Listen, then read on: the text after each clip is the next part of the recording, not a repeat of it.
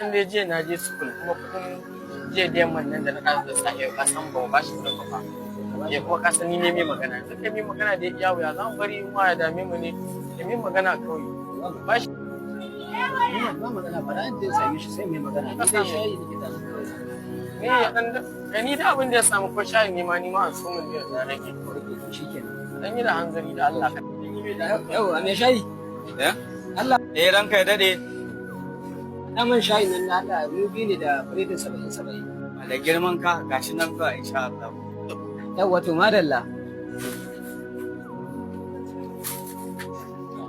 na samu kai ai na samu na mai magana ai ba tun da bai gane mu da alama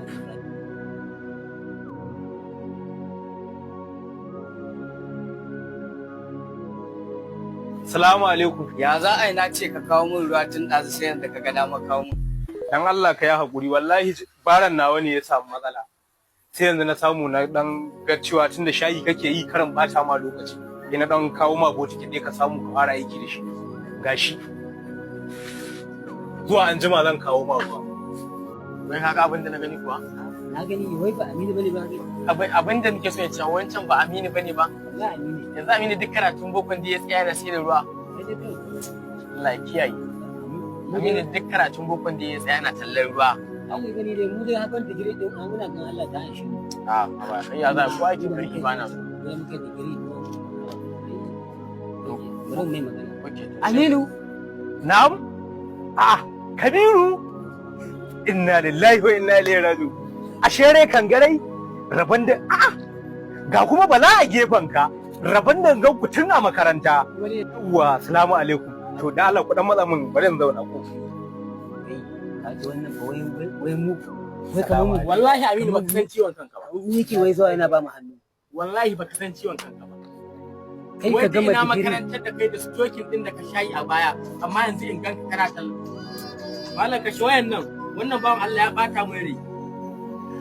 a jira da kadira Aminu ne na kama yau yana sai da ruwa abin da ya tsaya mun a rai inna lillahi wa inna ilaihi Aminu ka san ciwon kanka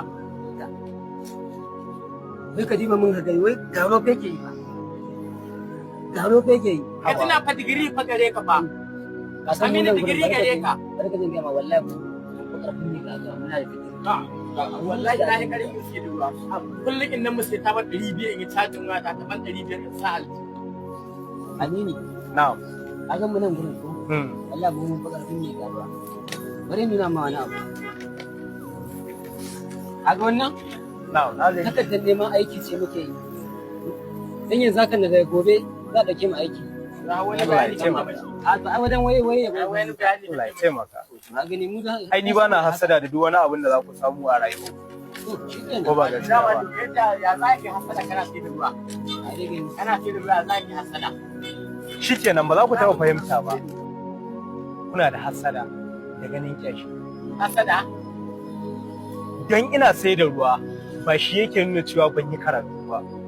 dan ina sai da ruwa ba shi yake nuna cewa ban da kuɗin da zan iya biya ma kaina bukata ba dan ina sai da ruwa ba shi yake nuna cewa ban iya taimakawa ƴan uwana ko wannan kusa da ni ba sani ba ku sani cewa fa jahilci kuka yaka ba talauci ba Aminu mun yi digiri fa kun yi digiri mun yi digiri jahilci kuka yaka ba talauci ba ku tashi ku nemi kuɗi da Allah Zan kwata da karatu.